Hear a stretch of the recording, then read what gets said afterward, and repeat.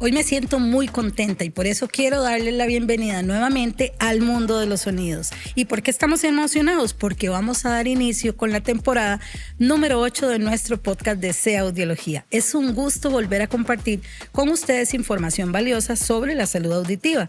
En este primer episodio vamos a hablar de un tema único en el mundo, la sordera de los monjes, una condición genética que solo se ha identificado en Costa Rica. Para profundizar en este caso tan especial, tenemos como invitado a Sergio Granados y le vamos a dar la bienvenida. Hola, Sergio. Hola, Marce, un gusto. Vamos a hablar de la sordera de los monjes, algo que prácticamente está desconocido en muchas partes del mundo. Definitivamente. Incluso aquí en Costa Rica. Correcto. ¿Qué es la sordera de los monjes, Sergio? ¿Y qué la hace tan especial? Porque tengo entendido que hiciste la tesis universitaria de este tema. Correcto. Bueno, la sordera de los monjes es una patología auditiva y genética, ¿verdad? Por lo tanto, tiene un comportamiento genético especial, un comportamiento auditivo especial. Desde el año 1997, no se actualiza la información de la sordera de los monjes. Pero se conocía. Se conocía, se abordaba, quizá. Se abordaba de una manera parcial. ¿Por qué parcial? Porque, bueno, son datos de ese momento, ¿verdad? Entonces, a grandes rasgos, es una enfermedad auditiva, genética, que se caracteriza por ser familiar, es decir, es de una rama específica de la provincia de Cartago, Costa Rica. Y se ahí es donde nace la sordera de los monjes. Creo que decían que antes como en Capellades de Cartago o específicamente en alguna zona en Taras de Cartago. En Taras. San Nicolás de Cartago o Taras de Cartago.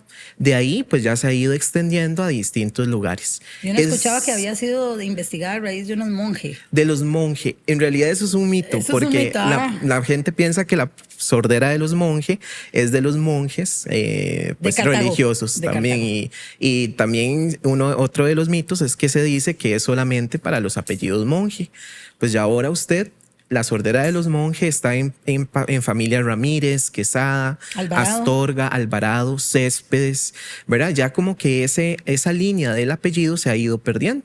Como decías al inicio o ahora fuera de cámara, que decías que pues son personas nómadas que se han ido instaurando en distintas partes del país y pues ya ahora no se limita a lo que es la parte de Cartago. ¿Cuántos miembros más o menos había al inicio? Digamos, cuando se descubre esta... Al inicio, bueno, se descubre principalmente porque 6 generaciones más tarde de la unión de un conquistador que se llamaba Felipe Monje Merino, que vino de Jerez, España, y se casó con una persona, una doña Antonia, que era una de las residentes de Taras. Empezaron a formar una familia, pero es hasta 6 generaciones más tarde que se establece que hay una pérdida auditiva. Lo que se decía propiamente era que los primillos, que los hermanillos iban teniendo una pérdida auditiva, que no es una pérdida auditiva, Marce, como cualquiera. En realidad es una pérdida muy progresiva y de hecho la persona aprende a hablar, aprende y adquiere el lenguaje oral de una manera perfecta, pero es hasta como a la mediana edad que ya va perdiendo la audición. Pero esto se da porque la condición está relacionada con la mutación de un gen en específico que es el diáfanos HDA1. HDA1. En el cromosoma 5. Correcto. Esto significa en términos simples para las personas que nos ven. Sabemos que los seres humanos, por genética humana, tenemos 23 pares de cromosomas. 23 dados por mamá y 23 dados por papá. Al final son 46. De esos 46, 44 son cromosomas no sexuales. Es decir, solamente 2 cromosomas nos van a decir a nosotros si somos hombre o mujer, ¿verdad? Nuestro sexo. En la pareja número 5, en el cromosoma 5, en el brazo largo, en la posición 31 de todas las bases nitrogenadas de ese cromosoma, se encuentra un cambio puntual entre una guanina y una timina. Es decir, en la lectura del código genético tiene que ir una guanina en el punto 31. Pero en el antepasado común hay una timina. Y justamente por ese cambio tan específico es que la proteína diáfanos, que es HDA1, ¿verdad?, no se logra determinar de una manera correcta. ¿Qué es lo que hace la proteína diáfanos? Bueno, junto con la actina, que es esta proteína que nos ayuda a crecer las uñas y el pelo, crean un armazón en la célula ciliada del oído. Entonces la persona con sordera de los Monge efectivamente no tiene un armazón fuerte en lo que es la célula ciliada y frente a ciertas condiciones cotidianas de ruido, de audición, no logran equiparar, ¿verdad? Entonces, no sé si en algún momento vos has ido a alguna fiesta, algún concierto en donde, poquito, pero sí he ido. en donde salís sorda, ¿verdad? Sí, claro, y uno dice, aturdida. fue pucha, pero de ahí aturdidísimo. Pero al día siguiente te levantás, desayunás y te das cuenta, mira ya, súper bien. normal.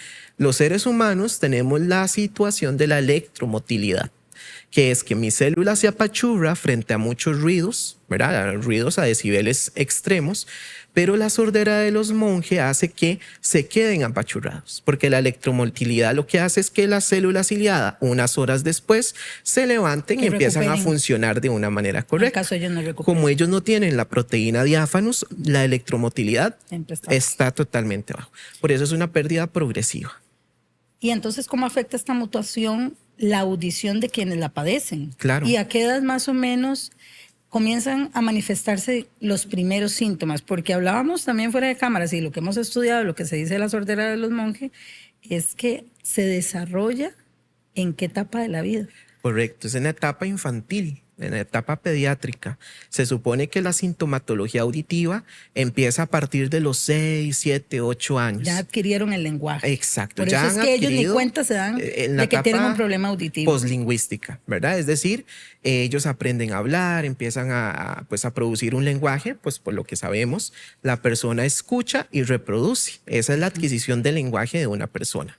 Sin embargo, pues hay pérdidas auditivas que se adquieren antes o durante la producción del lenguaje y es donde hay un retraso en el desarrollo del lenguaje por una pérdida auditiva. Pero este no es en el este caso no es, ¿verdad? Se han logrado hacer estudios, efectivamente, en que van apareciendo por ahí de los 6, 7, 8 años, ¿verdad? Sin embargo, todavía no se sabe si la persona podría tener o experimentar sintomatología auditiva incluso a la hora de nacer. Se sabe que la pérdida auditiva empieza a experimentarse o los síntomas de la pérdida auditiva a esa edad, porque ya han afectado las frecuencias del lenguaje.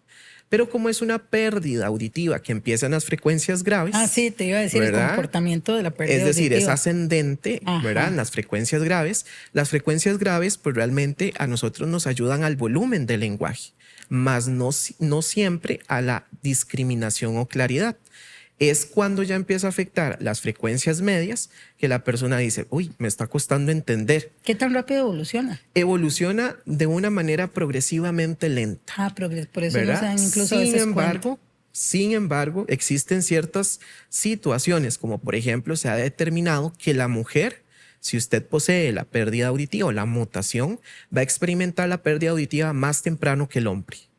Porque hay efectos hormonales, ¿verdad? Que lo por pueden ahí. acelerar. Exacto. Ahora bien, también se ha estudiado un caso de un niño que perdió a su mamá el día de ayer y al día de hoy evolucionó de una pérdida auditiva leve a una profunda, de una manera rápida. Se investigó todo a ver si podía ser una sordera súbita por un accidente vascular por la impresión y no, en realidad se ha visto que la sordera de los Monge puede progresar perfectamente por estas situaciones que son un poquito más hormonales de estrés.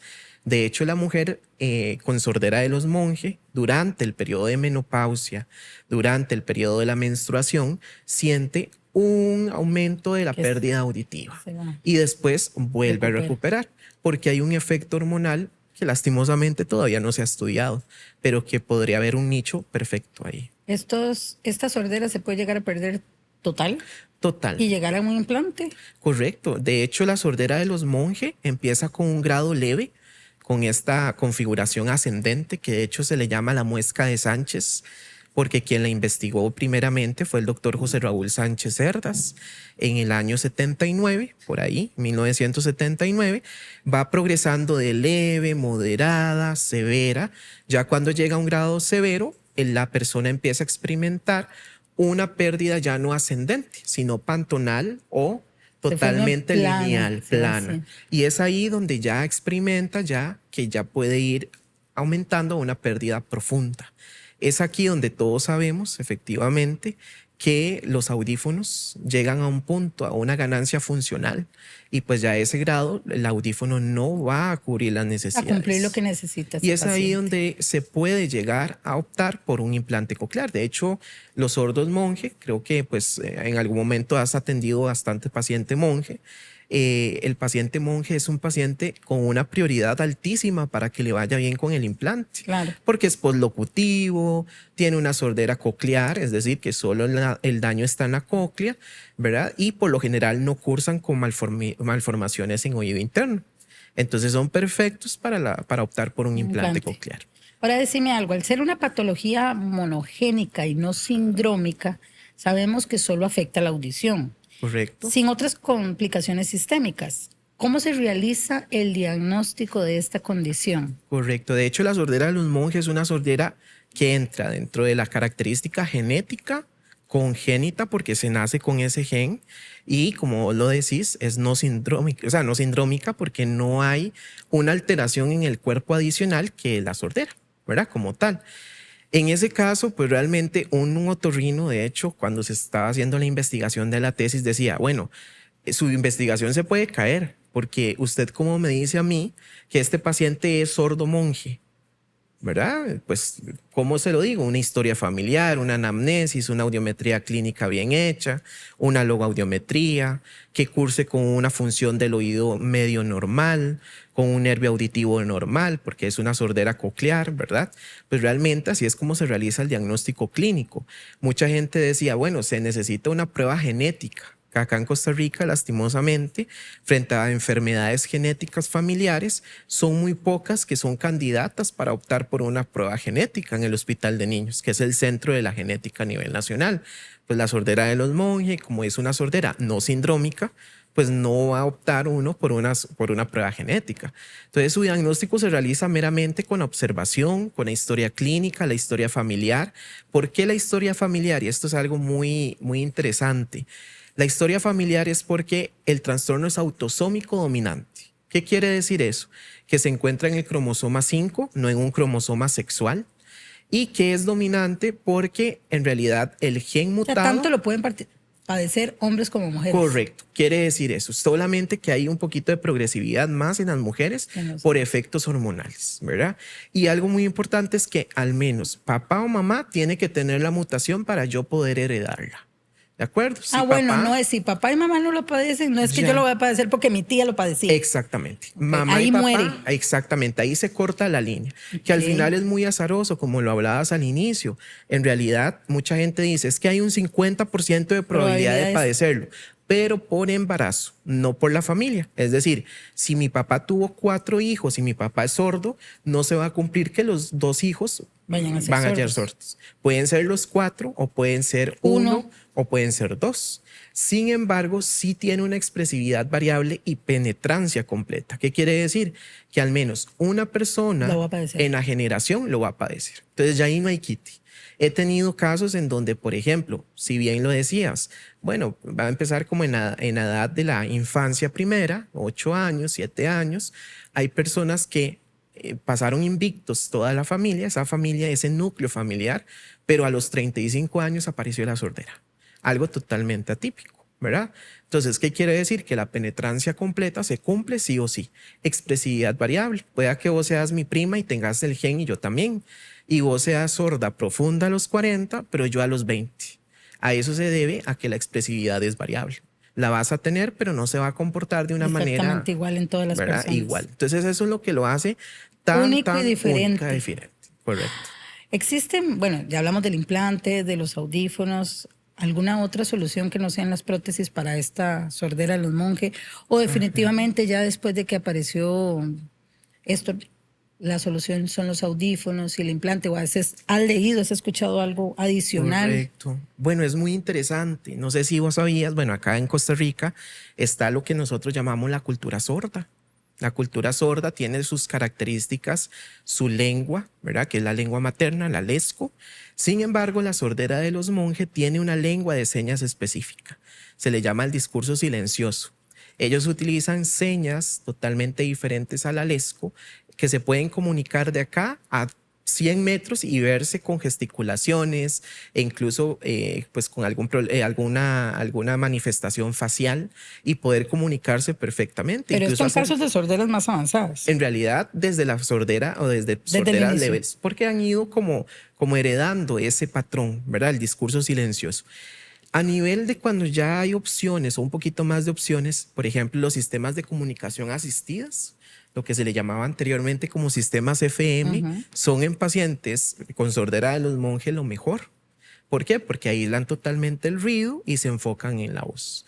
La sordera de los monjes en realidad se comporta mucho como una neuropatía auditiva cuando ya está en una etapa más avanzada. Y esto se debe a que las frecuencias del lenguaje se afectan desde el inicio. Han ido afectándose. Entonces usted hace una audiometría, tenés una moderada severa, por ejemplo, y tu discriminación es pésima. Y vos decís, qué raro, este paciente puede tener una neuropatía auditiva, pero no, es por la progresividad que había. De hecho, en la investigación que se realizó, también se estaba observando un poco el comportamiento del implante coclear en ellos, se veía que entre más temprano se implantara un sordo monje, los resultados iban a ser perfectos casi.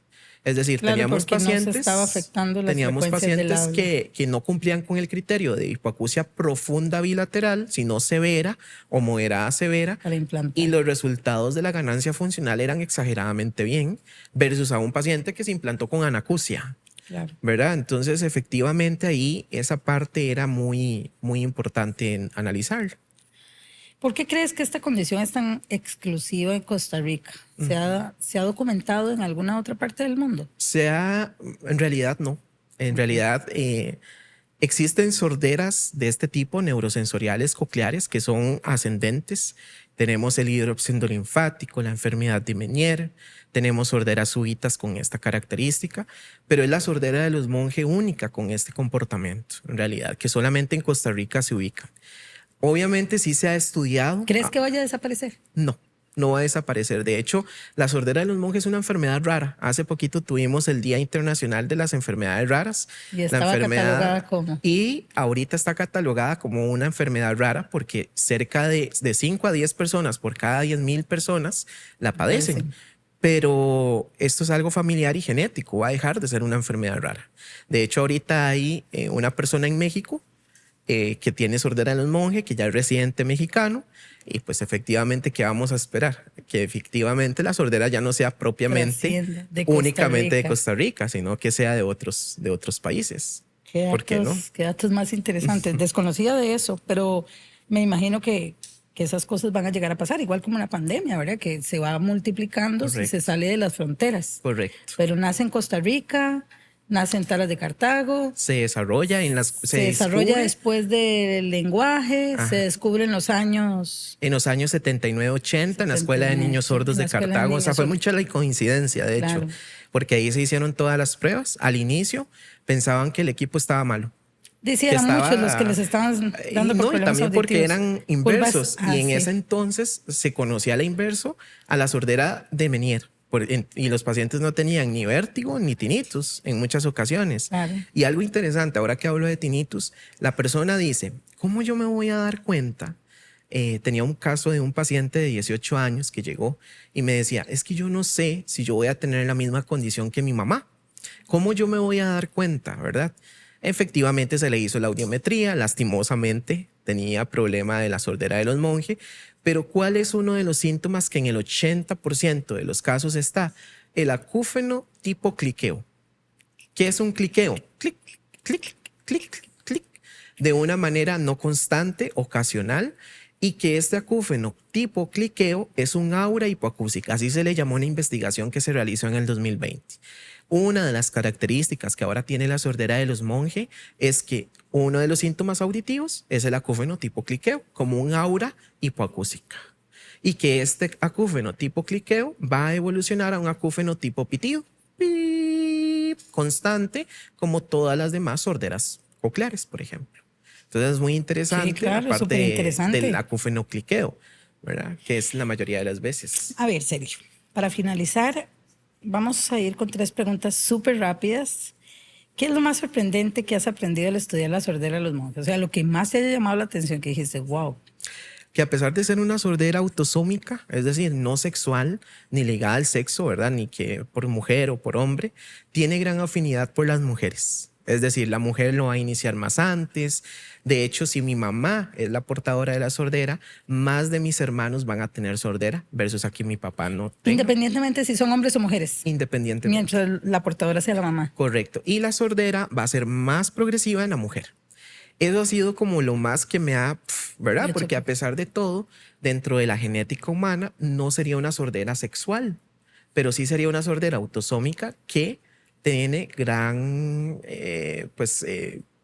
amor, digamos, al sexo femenino, ¿verdad? Entonces eso es como lo que más me ha interesado mucho en esta parte de la sordera y el gran nicho, ¿verdad? De hecho, una de las recomendaciones para los chicos que van saliendo de la universidad, licenciatura, maestría, sería bueno que sigan investigando la sordera. Es un tesoro científico, definitivamente. Claro. ¿Cuál es el principal mensaje para las familias que tienen antecedentes de pérdida auditiva hereditaria? Muy bien.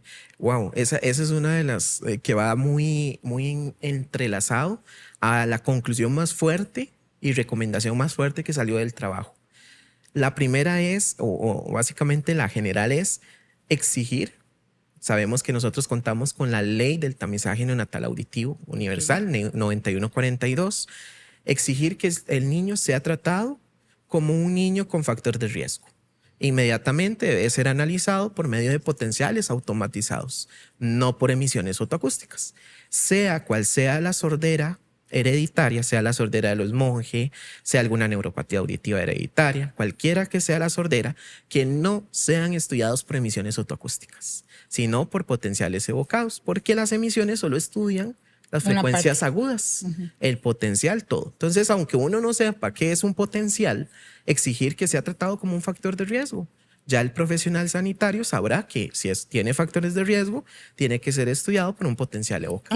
Quizás ahí para que la gente o los papás que nos ven les quede claro, tal vez no es como exigir o como imponer, sino tal vez no quedarnos siempre con los papás. Tenemos que tener que se nos despierte esa espinita o que ese interés de verdad saber que todo está bien. Entonces existen otros recursos, por ejemplo, y otras baterías de pruebas que sirven para colegas, eso. Clínicas que realizan de esa manera unos potenciales evocados para estar más tranquilos, ¿verdad? Entonces el diagnóstico sea un poquito más claro. ¿Qué frase te inspira a seguir investigando y ayudando a quienes se enfrentan pérdida auditiva? La unión hace la fuerza, creo, en realidad. ¿Por qué la unión hace la fuerza? Siempre les digo a los pacientes, y de hecho también es muy aplicable a los colegas, que el trabajo que se realiza en audiología es un 50-50. Un 50 usted, un 50 yo.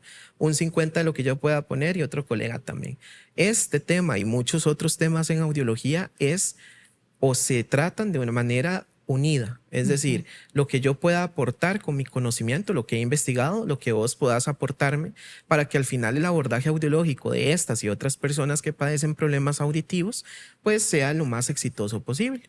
Que no tengamos casos en donde, por ejemplo, un dato interesante de este estudio es que el paciente inicia la sordera o los síntomas de la sordera de los Monge a los 15 años y 10 años después se pone el audífono. ¿Por qué? Por muchas razones que pues probablemente se van a ir desarrollando más adelante, ¿verdad? O se pueden ir pensando. Pero la unión hace la fuerza, ¿verdad? El identificar la detección temprana, oportuna, es la diferencia para el trabajo en equipo. El trabajo en equipo, total. Y cerrando con esa frase del trabajo en equipo, quiero decirle a ustedes que Sergio también es un colega y es un audiólogo. Y si usted siente que le está bajando la audición, visítelo ¿en dónde? Centro Audiológico Irazú, estamos en Guadalupe y Cartago. En Cartago, porque si usted piensa que está padeciendo la sordera de los Monge, pues es bueno que se haga un chequeo auditivo con él. También quiero darle las gracias a ustedes por acompañarnos una vez más. Ha sido un episodio fascinante para inaugurar nuestra temporada número 8. No olviden seguirnos en nuestras redes sociales, Facebook, TikTok, YouTube, Spotify e Instagram. Además, los esperamos en cualquiera de todas nuestras sucursales: Alajuela, Grecia, Heredia, Moravia, Escazú y Aranjuez. Nos escucharemos en el próximo episodio. Hasta pronto.